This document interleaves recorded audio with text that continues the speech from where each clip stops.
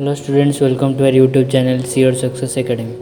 तो स्टूडेंट्स, आज क्लास रे आमे पढ़िया प्रोफेशन विषय। तो आमे प्रीवियस क्लास रे आमे पढ़ी बिजनेस मीनिंग आ तार डेफिनेशन आ तार फीचर। तो आमे देखी जो इकोनॉमिक एक्टिविटी आमे पढ़ुली, इकोनॉमिक एक्टिविटी टाइप्स कौन थिला? इकोनॉमिक एक्टिविटी रो तीनटा टाइप्स थिला। तादर गोटे थिला फर्स्ट थिला बिजनेस, तार नेक्स्ट थिला प्रोफेशन और नेक्स्ट थिला तापरटा थर्ड नंबरटा थिला एम्प्लॉयमेंट।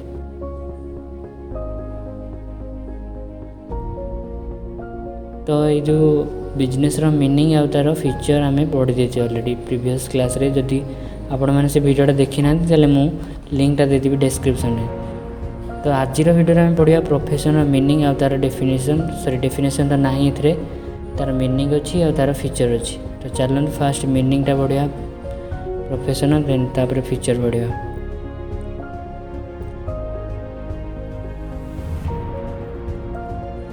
बढ़िया आसला कॉन्सेप्ट ऑफ प्रोफेशन। तो फास्ट अच्छी profession refers to the economic activity for specialised knowledge and skill is applied by individuals to earn fees.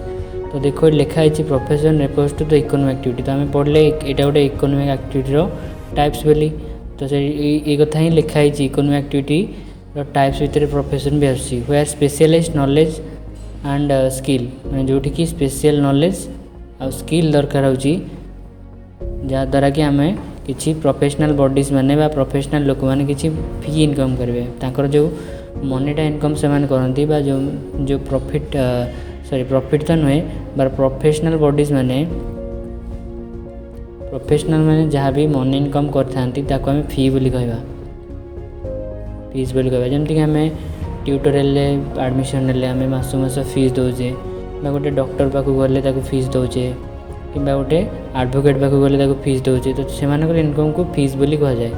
A person can enter a profession only after acquiring skill and knowledge prescribe for it. तो जी भी profession में पशाइप चाहिए profession रु किसी money income करने चाहिए गोटे special skill आउ नॉलेज शिक्षा पड़ी थाए गोटे गोटे बॉडी पाखर स्पेशलाइज्ड बॉडी पाखर से नेक्स्ट पढ़ा।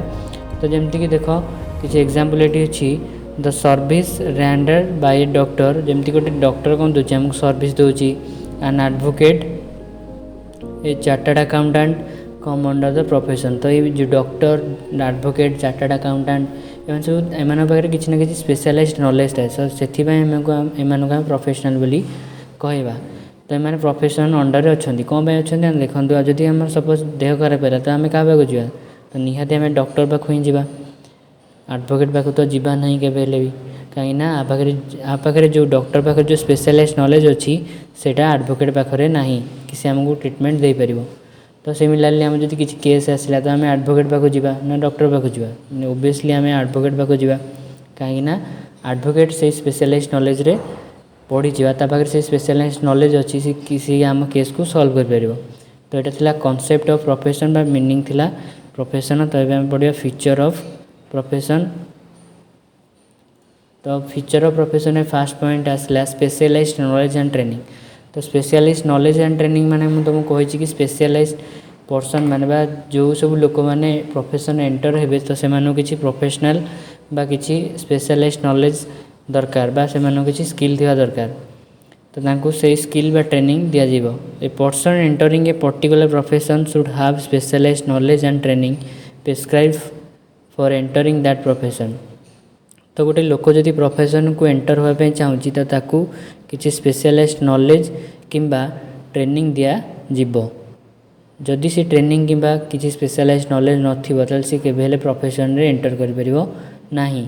One must have a professional degree and or training for entering a particular profession. जदि गोटे लोकटा प्रोफेशनल डिग्री पाइला, सपोज गोटे जमती गोटे लॉयर गोटे डिग्री पाउची बा गोटे डॉक्टर गोटे डिग्री पाउची, तो तापर ट्रेनिंग दिया जाउची। तो ट्रेनिंग पर से माने गोटे प्रोफेशनल बॉडी भाव में परिचित होती गोटे प्रोफेशन को एंटर कर कहवा। जदि सपोज गोटे डॉक्टरटा कौन करची ना MBBS पढ़ी सारी किंतु ताको ट्रेनिंग दि जाए ताल सी कौन रोगी मानक ट्रिटमेंट कर कि ना कर ना। तो से आम कौच कि स्पेशलाइज नॉलेज भी दरकार ता सहित ट्रेनिंग भी दरकार जो ट्रेनिंग न दिज्व से प्रोफेशनल बॉडी रे गणाଯିबे नहीं कहीं पाखे से नॉलेज ही ना से ट्रिटमेंट देवे केमी। तो नेक्स्ट पॉइंट आम पढ़ा। तो नेक्स्ट पॉइंट अच्छी compulsory membership of a body. तो मेंबरशिप ऑफ ए बॉडी कौन फास्ट आम जाना फास्ट जाना देखूँ सपोज गोटे डॉक्टरटे अच्छे तो डॉक्टर को फास्ट को फेज रे जावाई पड़े फास्ट ताकू नीट देवाई पड़े NEET तापर ताकू MBBS पढ़ाई पड़े तापर ट्रेनिंग तापर से गोटे डॉक्टर हुए। तो जो MBBS जो सर्टिफिकेट मिलूँ कौटू मिलूँ से सर्टिफिकेट ना मेडिकल काउंसिल ऑफ इंडिया से सर्टिफिकेट प्रोवाइड करची। तो से जो membership medical council of India अच्छी से आम कहवा membership of body membership of body बोली आम आपको कहवा। जिते सब लोक अच्छा जिते सब डॉक्टर अच्छा से सबू माने इंडिया जो अच्छी मेडिकल काउंसिल ऑफ इंडिया से किसी ना कि सर्टिफिकेट मिलता है तो तापर से डॉक्टर हो पारती। तो देखो लिखा different professions have their own professional bodies and which prescribe the qualification of acquiring the membership of that body and also regulate the working of the members. जिते सब प्रोफेशनल बॉडीज अच्छा से किसी ना कि यही टाइप जो प्रोफेशनल बॉडी अच्छी जमीक मेडिकल काउंसिल ऑफ इंडिया तो से टाइप किसी ऑर्गेनाइजेशन अच्छी पाखु से किसी प्रेस्क्राइब सर्टिफिकेट पाई से प्रोफेशन को एंटर कर। There is a medical council of India for doctors जमती कि मेडिकल काउंसिल ऑफ इंडिया अच्छी डॉक्टर मानी बार काउंसिल ऑफ इंडिया अच्छी एडवोकेट माने डॉक्टर मानकर मेंबरशिप बॉडी है मेडिकल काउंसिल ऑफ इंडिया और एडवोकेट मानकर मेंबरशिप बॉडी है बार काउंसिल ऑफ इंडिया। तो ये दुटा प्रोफेशनल सॉरी मेंबरशिप बॉडी रो एग्जांपल। तो आम नेक्स्ट पॉइंट पढ़ा। नेक्स्ट पॉइंट कौन अच्छी देखा।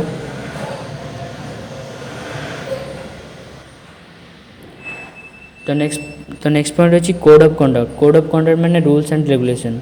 तो आम जाने जेकोसी प्रोफेशन हो कि बिजनेस हो कि एम्प्लॉयमेंट हो तो सबुथ किसी ना कि रूल थाए जमती कि गोटे एम्प्लॉई ठीक टाइम रे जावाई पड़े सेमती प्रोफेशन रे किसी रूल थाए। तो every professional body prescribe a code of conduct for its members. तो जो सब प्रोफेशनल बॉडी अच्छा जमती कि medical council of India bar council of India एम सब किसी ना कि माने रूल्स एंड रेगुलेशन रखिंट प्रोफेशनल बॉडी मानी। The code of conduct includes rule and regulation. जो कोड ऑफ कंडक्ट कौन थाए ना कि रूल्स एंड रेगुलेशन थाए कंसर्निंग विथ देयर प्रोफेशन माने जी जो प्रोफेशन एंटर करेंगे से प्रोफेशन को रिलेटेड करी किसी रूल्स रेगुलेशन थाए ऑनेस्टी थाए नॉर्म्स ऑफ बिहेवियर थाए कि रूल्स रेगुलेशन थाए। ओवरऑल कहवाई गले मेंबरशिप बॉडी जो था जमती कि बार काउंसिल ऑफ इंडिया माने मेडिकल काउंसिल ऑफ इंडिया से माने डॉक्टर मानी एडवोकेट मानी किसी ना कि रूल्स रेगुलेशन बनई था सेटा को आम कहते कोड ऑफ कंडक्ट। तो नेक्स्ट पॉइंट पढ़ा। नेक्स्ट पॉइंट कौन सी। तो नेक्स्ट पॉइंट अच्छी प्रोफेशनल फीस। तो प्रोफेशनल माने जो पढ़ी आम कि प्रोफेशनल माने प्रोफेशन लोक मैंने से भी प्रॉफिट चार्ज करते इनकम को से फी बोली कही था जमती कि आम डॉक्टर पाक जाऊँ फी दौचे टीचर मानक आम रेगुलारली मासक मास फी दौचे। A professional charge a fee for providing his service. तो जो प्रोफेशनल बॉडी मैंने था से जहाँ भी सर्विस दौरान लोक मानक से आम फी बोली कहवा। The economic consideration should not take precedence over services. A doctor will give reference to serving the patient rather than the fee. तो इकोनॉमिक हिसाब से इकोनॉमी को कंसीडर न करी गोटे प्रोफेशनल बॉडी सब काम उपर को फोकस करने पड़ी था। तो फास्ट प्रोफेशनल बॉडी निजक निजर काम को प्रिफरेंस देवे तापर फी कथा चिंता करेंगे।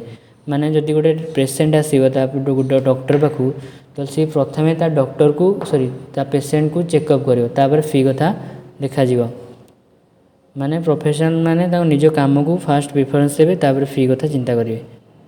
तो नेक्स्ट पॉइंट अच्छी प्रोफेशनल्स कैन नॉट एडवर्टाइज। माने प्रोफेशनल बॉडी माने केबे भी एडवर्टाइजमेंट करें ना एटा लॉ हिसाब से राइट्स ना कि से एडवर्टाइजमेंट करें। There is a bar on advertising the professionals in order to get clients. यदि गोटे क्लाइंट को अट्रैक्ट करने गोटे प्रोफेशनल बॉडी केबे भी एडवर्टाइजमेंट कर।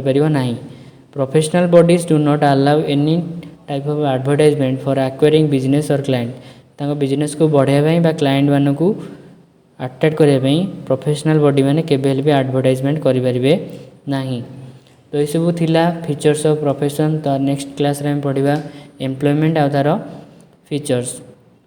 तो जदि आपण मानको ये क्लास टी भल लगी ताले सांग मान सहित शेयर करंतु आ हम चैनल को सब्सक्राइब करंतु।